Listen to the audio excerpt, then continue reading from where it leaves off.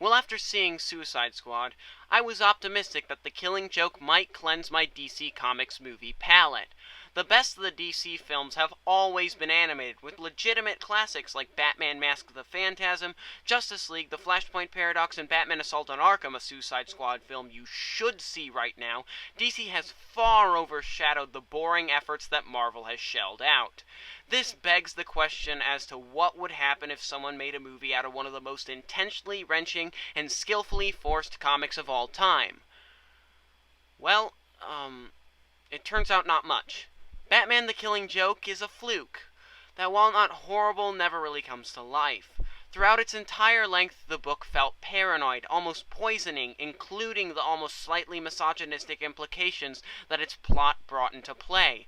The Killing Joke follows the Joker as he shoots Batgirl in the spine, tries to drive her commissioner father insane at an amusement park, reveals his backstory, and slowly attempts to drive Batman insane. It was about a horrible thing happening to squeeze out a feeling of dread and fear, and while overwhelming and effective, was a little too persistent. It really was crushing, though. The movie of The Killing Joke only ever reaches the hysterical nature that the book created during the moments of its climax. The rest is boring, not very well directed animation. This is kind of a surprise because of how startlingly good the team and voice cast of this film are. Kevin Conroy, Mark Hamill, Tara Strong, and Ray Wise are all veterans. Sam Liu, director of the well-written and animated Batman Year One animated film, obviously knows what he's doing, but here seems to be doing things too straightforwardly. The nature of Brian Bolland's almost surrealistic panels don't translate well as the film version plays it all realistically. The intention was probably to create a world where all this crazy stuff could in fact happen, but instead it robs the story of its fangs until a crazed final battle between Batman and the Joker. The camera movement and action is excellent during this final confrontation.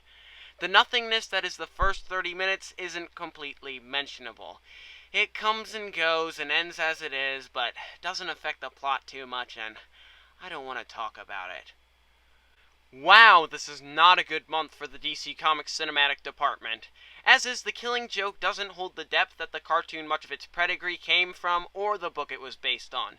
This may come from the forced nature of the original material, but seems more a product of execution, unfortunately.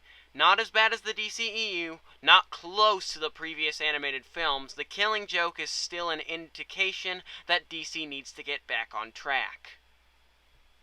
I give The Killing Joke a 5 out of 10.